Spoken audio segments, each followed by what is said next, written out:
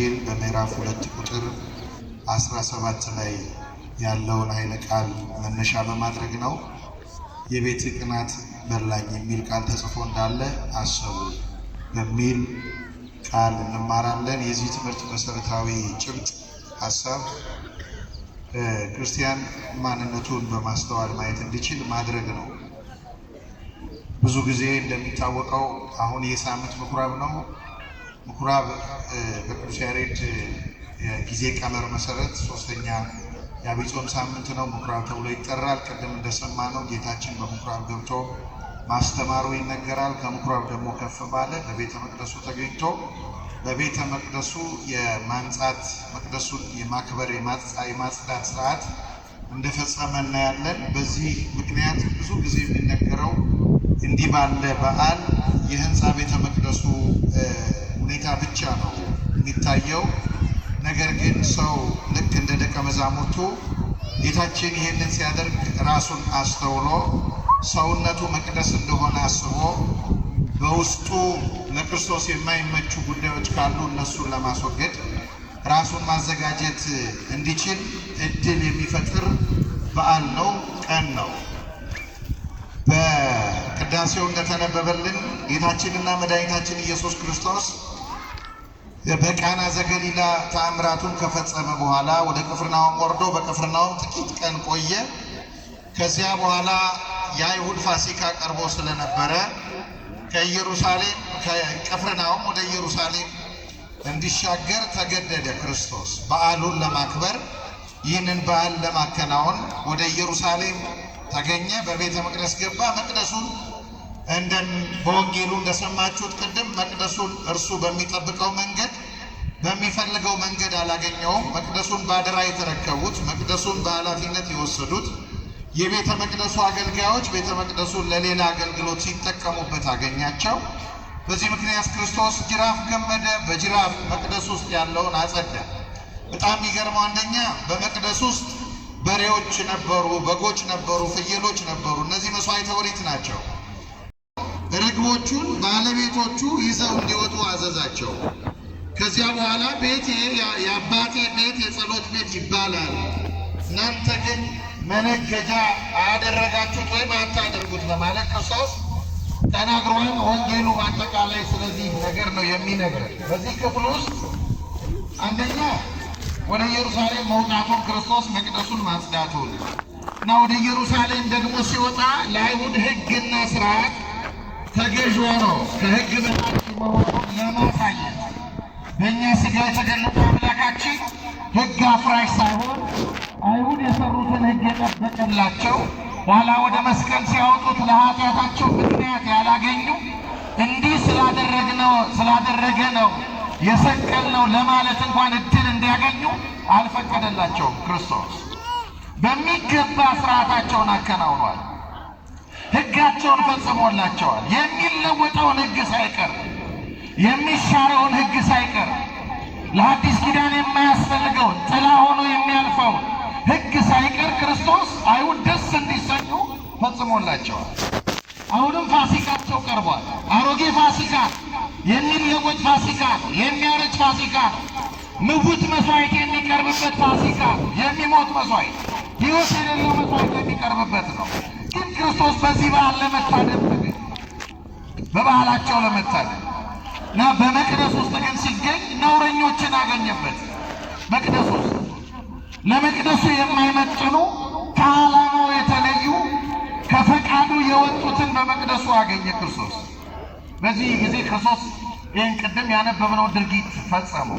ይህን ሲፈጽም ሐዋርያት አስተዋሉ። ክርስቶስ ይህን ሲያደርግ በነቢይ የተጻፈው ነቢይ እግዚአብሔር ቅዱስ ዳዊት ክርስቶስን ወክሎ የተናገረው ዲያቆኑ በምስባኩ ያሰማል። የቤት ቅናት በልታኛለች ተብሎ የተነገረውን ያንን አስተዋል።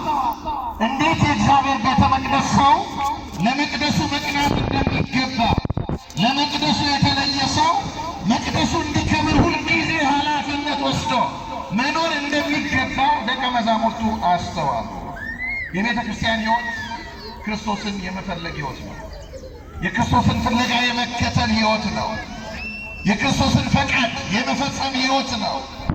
ሌላ ፈቃድ የማይቀላቀልበት እርሱ የማይፈልገው የማይቀየጥበት እርሱ ያደረገውን እያደረጉ የሚኖሩበት ሕይወት ነው የቤተ መቅደስ ሕይወት። በቤተ መቅደስ ውስጥ ለመቅደሱ የተለዩ ሰዎች ሁሉ ሊኖሩ የሚገባቸው ለክርስቶስ ፈቃድ ነው። ከፈቃዱ ያልወጡ መሆን አለባቸው። ደስ ያሰኘውን የሚያሰኘውን እየፈጸሙ እርሱን የሚያሳዝነውን ደግሞ እየተዉ መኖር እንደሚገባቸው ሐዋርያት ይህንን አስተዋሉ። ወደፊት የሚቀበሉት አገልግሎት ነው። የአይሁድ ሊቃነ ካህናት የተቀበሉትን መቅደስ በአዲስ ኪዳን የሚረከቡት እነሱ ናቸው። አዲሱን ፋሲካ የሚያገለግሉበት እነሱ ናቸው።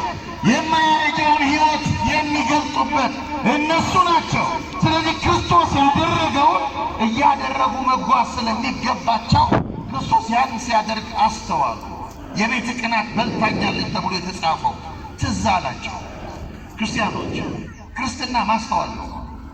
በጥምቀት የከበረ ሰውነት አስተዋይ ነው። ከእንስሳ አእምሮ የተለየ ነው። አእምሮ ጠባዩ የታደሰለት ነው። ክርስቶስን የለበሰ ሰውነት ነው። ልዩ ሰውነት ነው። የከበረ ሰውነት ነው። ስለዚህ ነገሮችን በሙሉ የሚያስተውል ሰውነት ነው።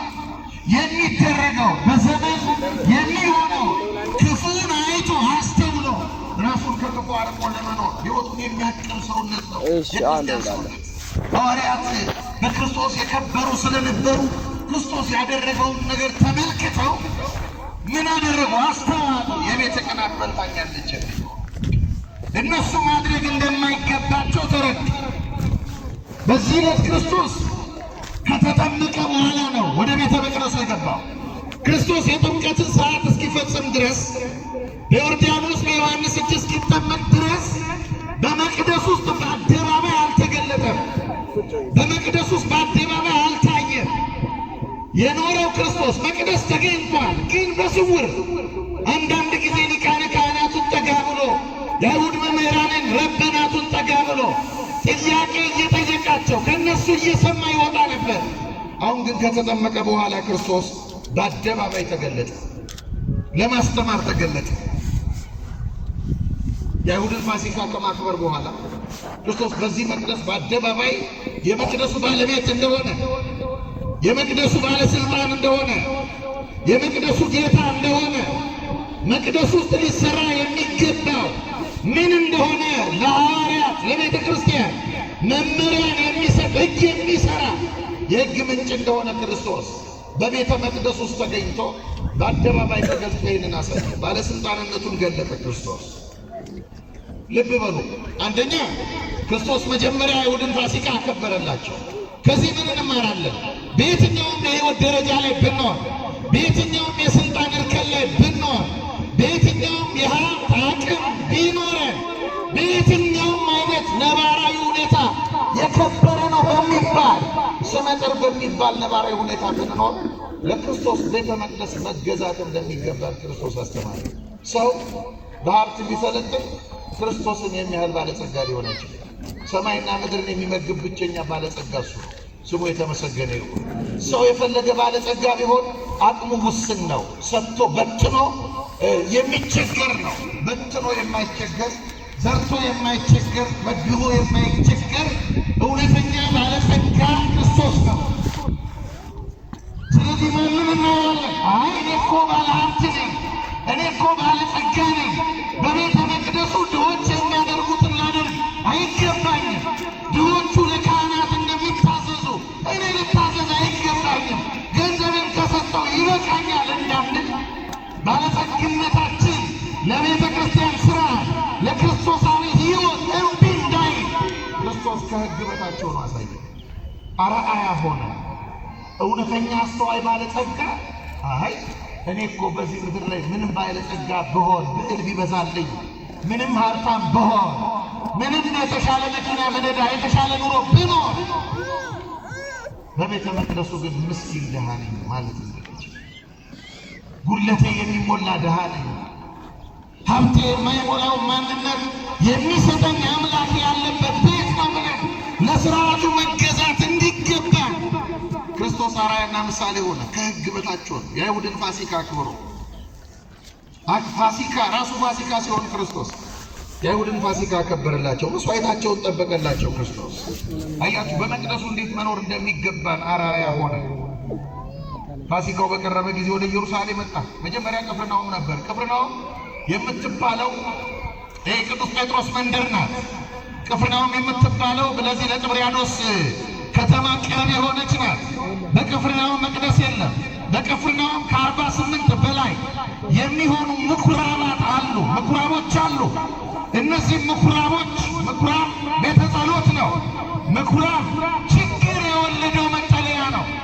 እስራኤላውያን በባቢሎን ምርኮ ሳሉ ከቤተ መቅደሳቸው ናቡከደነፆር ለይቷቸው ሳለ እግዚአብሔር የሚታሰብበትን ዓለም ሲያጡ በአሕዛብ ምድር እግዚአብሔርን ለማሰብ እንዲረዳቸው የቀደሱት ጎጆ ነው ምኩራብ መቅደስን አይተካም። ስለዚህ ለጊዜው የነቢያቱን መጻሕፍት የሚያነቡበት ነው። ክርስቶስ በምኩራብ ተገኘ፣ በምኩራብ አስተማረ። እንደ ነቢያቱ የተነገረ ትንቢት መሲሁ እንደሚፈጸም ተናገረ። ዋናው ስርዓቱን በመቅደሱ ፈጸመ። ክርስቲያኖች ወደ መቅደሱ መምጣት ሲገባ ምኩራቦች ውስጥ ነው ያለ ነው። እንደምታውቁት ብዙዎቻችን ደስ ያሰኙናል የምንላቸውን ጥቃቅን ጎጆዎች በየቦታው ተክለናቸዋል።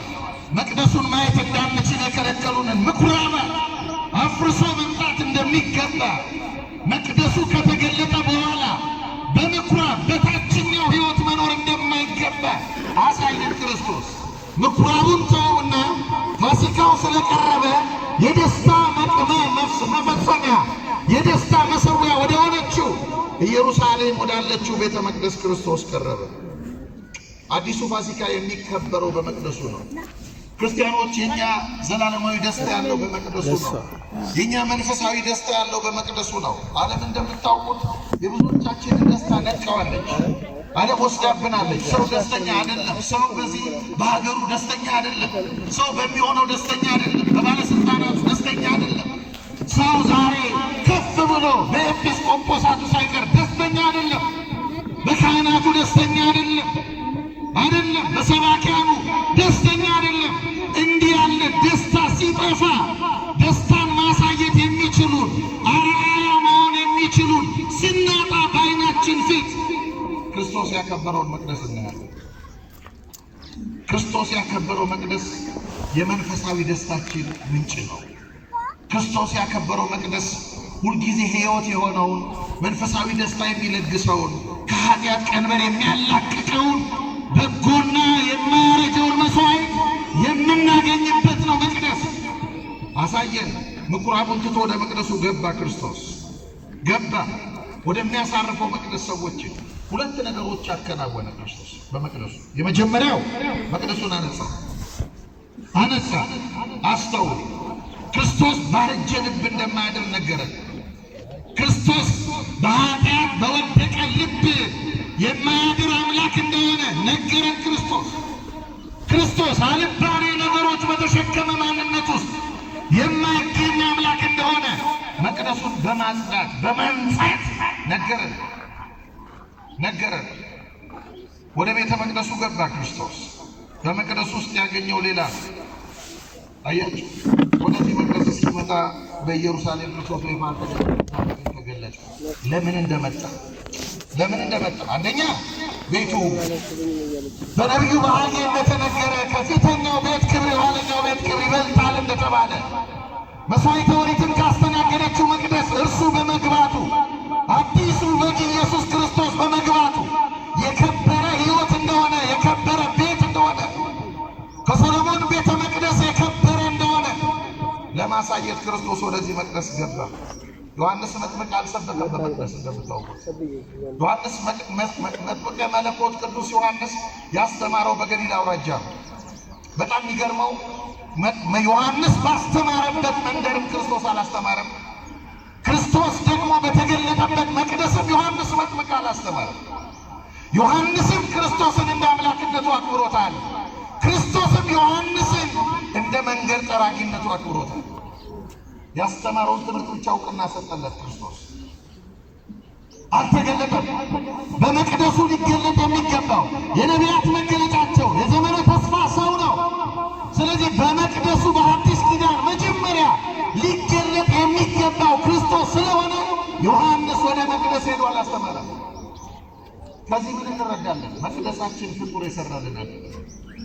ወዳጆቼ በቤተ መቅደሳችን ውስጥ እግዚአብሔር የሰየማቸው ሰዎች በሙሉ ወድቀው ብታገኟቸው በወደቁ ሰዎች ልክ መቅደሳችን እንዳትመለከቷል። መቅደሳችሁን ሰርቶ የሰጠን ክርስቶስ፣ መቅደሱን ሰርቶ የሰጠን ክርስቶስ፣ ጨርሶ የሰጠን እሱ ነው። ተሰርቶ ያለቀ ቤት ነው። ተሰርቶ ባለቀ ቤት መኖር ብቻ ነው። መኖር ብቻ። ተስፋ የሚያስቆርጡ ሰዎችን በአደባባይ ስታዩአቸው አይቺ ቤተክርስቲያን እንዳትሉ፣ በቤተክርስቲያኒቱ ውስጥ ክርስቶስ ይውባል። ክርስቶስን ስናይባት መቅደሳችን ውስጥ ተተክለን እንቀራለን። ብዙ ሰዎች ሰው በማየት ከቤተ መቅደስ ተሰብረው ቀርተዋል። ብዙ ሰዎች ሰው በመመልከት ከመቅደስ ርቀዋል። ጀርባቸውን ለመቅደሱ ሰጥተዋል። ምልክት እንዲሆን ክርስቶስ ሰው ምልክት ባጣበት ዘመን ሕያው ምልክት ሆኖ እንዲታይ ወደ ቤተ መቅደሱ ገባ። በመቅደስ መንገዱን ጀመረ። ዮሐንስ መንገዱን ጠረገ፣ ክርስቶስ መንገዱን ጀመረው። በዚህ በትንቢተ ሚልክያስ ምዕራፍ 3 ቁጥር 1 ላይ እንዲህ ተብሎ ተጽፏል። እነሆ መልእክተኛዬን እልካለሁ፣ መንገዴንም በፊት ያስተካክላል። እናንተም የምትፈልጉት ጌታ በድንገት ወደ መቅደሱ ይመጣል። ዮሐንስ ያስተካክላል፣ ክርስቶስ በድንገት ይመጣል። ወደ መቅደሱ ይመጣል። የነቢያት ፍጻሜ የሆነው ክርስቶስ አዲሱን ሕይወት ጀመረው። ይህ ሕይወት የማይሻር መንገድ ነው። ይህ ሕይወት ንጹሕ መንገድ ነው። ይህ ሕይወት የሕይወት መንገድ ነው። ይህ ሕይወት የክብር መንገድ ነው። የክብር መንገድ ነው። ለዚህ ነው ለዚህ ሕይወት የተመቸ እንዲሆን ያደረገው መቅደሱ የከበረ እንዲሆን። ለዚህ ታላቅ መንገድ የሚመቸውን መቅደስ አነጻው። እንዲህ ይላል እዛው ትንቢተ ሚልክያስ ምዕራፍ 3 ቁጥር 2 ላይ ሁሉን የሚችል እግዚአብሔር ነገር ግን እርሱ እንደ አንጥረኛ እሳት እንደ አጣቢ ሳሙና ነውና የሚመጣበትን ቀን መታገስ የሚችል ማን ነው? እርሱም ብርንና ወርቅን እንደሚያነጥርና እንደሚያጠራ ሰው ይቀመጣል፣ የሌዊንም ልጆች ያጠራቸዋል። የሌዊን ልጆች ምውት መስዋዕት እያቀረቡ ሌዊ ካህን ነው፣ ነገደ ካህን ነው። የሌዊ ልጆች ምውት መስዋዕት እያቀረቡ ያሉትን ሰውን ሊቤዠው ሊያድነው የማይችለውን ሊታደገው የማይችለውን ነፍሱን የማያከብረውን ይሄ ምድራዊ መስዋዕት እያቀረቡ ያሉትን ሌዋውያን ካህናትን ያጸዳቸዋል። የአዲስ ኪዳን ካህናት ያደርጋቸዋል። አዲሱን መስዋዕት የሚያቀርቡ ንጹሑን መስዋዕት የሚያቀርቡ ያደርጋቸዋል። እነሱን ያጥራቸዋል። ከዚህ ቀጥልና ምን አለ? እንደ ወርቅና እንደ ብርም ያነጥራቸዋል። እነርሱም ለእግዚአብሔር በጽድቅ ቁርባንን የሚያቀርቡ ይሆናሉ። በጽድቅ በእውነት አያችሁ። መቅደስ ውስጥ መሠዊያውን ላይ አቅርቦ ተገለጠ ክርስቶስ። እርሱ የሚቀርብበትን መሠዊያ፣ የፍጡር ደም ያልነካውን መሠዊያ፣ የበግ ደም ያልፈሰሰበት አዲስ መሠዊያ፣ የፍየል ደም ያልፈሰሰበት አዲስ መሠዊያ። አዲሱ መሠዊያ መስቀሉ ነው። መስቀሉን በመቅደሱ ተከለው ክርስቶስ። መስዋዕተ ኦሪቱን የኦሪቱን መሠዊያ ከመቅደሳችን አወጣው። አዲስ መሠዊያ ሰጠን። ስሙ የተመሰገነ ይሁን። የምንከብርበት መሠዊያ፣ የምንቀደስበት መሠዊያ፣ ቆሽሸን መተን የምንታጠብበት ንጹሕ መሠዊያ፣ እንደ ደም የሚቀላ ኃጢአታችን የሚነጻበት ንጹሕ መሠዊያ ከክርስቶስ ተሰጠን። መቅደስ ውስጥ መጣ፣ ስልጣኑን አሳየ፣ አወጣ። ይህ ቀን የማደስ ቀን ነው። ይህ ቀን የተበላሸው የተስተካከለበት ቀን ነው። እግዚአብሔር የተበላሸ ማንነታችንን ያስተካክልልን። ለመስተካከል የተዘጋጀን መሆን አለብን ክርስቲያኖች። ጊዜው እየረፈደ ነው። ሰው በእግዚአብሔር ላይ እጁን ያነሳበት ዘመን ነው። ዓለም በእግዚአብሔር ላይ እጁን ያነሳችበት ዘመን ነው። እርሱ በዚህ ምድር ላይ የተገለጠበት ዋና ዓላማው ይህንን ዓለም ማደስ ነበረ፣ አዲስ ማድረግ ነበረ። በደሙ ያጠበው ዓለም ነበር፣ ያከበረው ዓለም ነበር። መልሶ በፈቃዱ እያረጀ ያለ ዓለም ነው።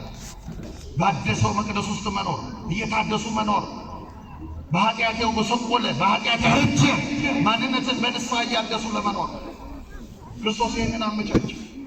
አዲስ መቅደስ ሰጠን። አዲስ መቅደስ ቤተ መቅደሱን በማንጻት ያስተማረን ይሄ ነው። መታደስ የቱን መቅደስ? ይሄን ቤተ መቅደስ ብቻ አይደለም የኛን ሰውነት። እስቲ የኛን ሰውነት በሉ። አሁን አንዳንድ ሰዎች አይታችኋል፣ ቤተክርስቲያን ይመጡና በር አካባቢ በምንጣፍ የሆነ ሰው እንደው ድንገት ተረስቶ ሊሆን ይችላል። ምንጣፉ ላይ በተጫማ ቦታ ጫማ ይላሉ አይደል? ይላሉ። አሁን ምንጣፉ ዓለም የረገጠው ጫማ መርገጥ የለበትም እያልን አይደል? ያለ ነው አይደል? የሚገርም እኮ ነው። ታዲያ ክርስቲያኖች የኛ ሰውነት ያረገጠዋል? የኛ ሰው የኛን ልብ ያረገጠው ኃጢአት አለ? የኛን ልብ ያላቆሸሸው ማለት አለ? አያችሁ እንዴት ሰው በቤተ መቅደስ ከሚነጠፈው ምንጣፍ ያንሳል? ቤተ መቅደሳችንን ተመልከቱት። በመቅደሱ ያለውን አገልግሎት ይሁ፣ በመቅደሱ ያለውን ከበሮ። ቤተ መቅደስ እናንተ ካመጣችሁት በኋላ ቤተ ክርስቲያን ይህን ከበሮ ለሰርግ ዘፈን ታከራየዋለች? አታከራየው። ለምን? የማን ስለሆነ? የክርስቶስ ተለየ። አያችሁ ታዲያ እንዲህ ሰው ከከበሮ ያንሳል? እንዴት ያንሳል? አማናዊ መቅደሶ ነው። ሌላ እንዴት ይጠቀምበታል? ሌላ እንዴት ይገለገልበታል? እንዴት ይገለገልበታል? ልብሰ ተክህኖን ተመልከቱ። እናንተ ታመጣላችሁ ገዝታችሁ። ሰፊ እኮ ነው የሚሰፋው፣ ይታወቃል። ዓለም የሚያዘጋጀው ጨርቅ እኮ ነው። መጀመሪያ ቤተ መቅደስ ሲገባ በሜሮን ከበረ። በሜሮን ከከበረ በኋላ ይሄ ልብሰ ተክህኖ ሌላ ሰው ይጠቀምበታል? ምዕመናን ያደርጉታል? አያደርጉትም። እንኳን ምዕመናን ቀርቶ በሚቀድስበት ልብስ ካህኑ መንደር አይሄድበትም። ልብሱ ተለይቷል። ሰው እንዴት ከዚህ ልብስ ያንሳል? እንዴት ከዚህ ልብስ ያንሳል? አያችሁ ክርስቶስ ወደ መቅደሱ የመጣው ወደኛ ልብ ነው። ወደ መቅደሱ መጣ ማለት ወደኛ ልብ መጣ ማለት። ወደኛ ልብ መጣ በውስጥ ወደኛ ልብ ሲመጣ ለመጽዳት የተዘጋጀን መሆን ይችላል። አልባሌውን ነገር ማስወገድ አለብን። በቤተ መቅደሱ እንደምታውቁት ማዕድ አይቆረስበትም። ሶስት ብቻ ነው የሚቀርብበት። ጥሩ እሺ፣ የኛ ሰውነት ልባችን ለሐሜት አይዘረጋም። የሐሜት መሰዊያ ሆኖ አያውቅም። የጥላቻ መሰዊያ ሆኖ አያውቅም። የዝሙት መሰዊያ ሆኖ አያውቅም። የአመንዝራነት መሰዊያ ሆኖ አያውቅም። አያችሁ፣ የትዕቢት መሰዊያ ሆኖ አያውቅም። ይህንን ነው ሊያጸዳ የሚመጣው ክርስቶስ። ትልቁ የሚፈልገው መቅደስ ሰው ነው። ይህ ቤተ መቅደስ በዕለተ ምጽአት ይፈርሳል። ወደ ሰማይ ተከትሎን አይወጣም። የምንገለገልበት እዚህ ምድር ላይ ብቻ ነው። በድንጋይ ላይ ሳይፈርስ አይቀርም ይላል መጽሐፍ። የማይፈርሰው መቅደስ ሰው ነው። በመንግስተ ሰማያት የሚኖረው መቅደስ ሰው ነው።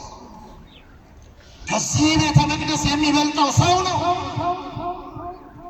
ይሄ መቅደስ እንዲነጻ ይፈልጋል ክርስቶስ። ቤተ መቅደሱ ሲገኝ መቅደሱ የህዝብ አደባባይ ነበር። እነሱ የእንስሳት ገበያ ያደረጉት። አያችሁ፣ ሰው ሆኖ ተፈጥረው እንስሳ የሆኑ ሰዎች የሉ። እግዚአብሔር አክብሯቸው በክህነታቸው መጋረጃ ካድሬዎች የሆኑ ሰዎች እያየናል በቴሌቪዥን መስኮት። መለካውያን የሆኑ እየተመለከትን አይደለም? ክህነታቸውን መጋረጃ አድርገው አያችሁ። በክህነታቸው መስቀል ይዘዋል፣ ግን ውስጣቸው ሌላ ዓለም የሚያስተናግድ እየተመለከትን አይደለም? እግዚአብሔር እንዲህ ካለ ህይወት ይጠብቅ። የእኛስ ህይወት መለካዊ ማለት የባለስልጣናትን ምድራዊ ፈቃድ የሚያስተናግድ ካህን ማለት ነው። የሰማዩን ዓለም እንዲያስተናግድ ተልኮ፣ የቆሰለውን ዓለም እንዲፈውስ ተልኮ፣ በዚህ መንገድ የተወሰደ ስልጣናቸውን መንፈሳዊ ስልጣናቸውን ለጎጠኝነት መጋረጃ ያደረጉ ሰዎች ታዲያ ይመጣል ወደዚህ መቅደስ ክርስቶስ ይገለብጠዋል። ለማጥፋት አይደለም ክርስቶስ የሚመጣው። ማቱን አይደለም የገለጠው ክርስቶስ፣ ማንነቱን ያሳየው። አንዱ ይሄ ነው። መቅደሱን አጸዳው። ምን ያደረገ? በሬዎቹን ገርፎ አስወጣ፣ በጅራፍ አስወጣ፣ በጎቹን አስወጣ፣ ርግቦቹን አስወጣ። ርግብ የድሃ መስዋዕት፣ ድሆቹን ሁሉ ያስጨንቁ ነበር። ኦሪት ቸርነት ያደረገችላቸው መስዋዕት ካስወጣ በኋላ ክርስቶስ ለምን እንዳስወጣ ተናገረ። ሁለተኛው ባጭሩ ምነግራችሁ ክርስቶስ ምን አለ? ይህንን እንዳደርግ ቤቴ የአባቴ ቤት ስለሆነ፣ ይህን የአባቴ ቤት ነው። የአባቴ ቤት ስለሆነ ይህን እንዳደርግ ስልጣን አለኝ። ክርስቲያኖች መቅደሳችን፣ እናንተ ሰውነት የአባቱ ቤት ነው። ክርስቶስ በጥምቀት የከበረ ሰው ነው። የእናንተ አይደለም፣ የኛ አይደለም። ስለዚህ ክርስቶስ ሊያጸዳው ሲመጣ ለመጽዳት የተዘጋጀ ማንነት ሊኖረን ይገባል።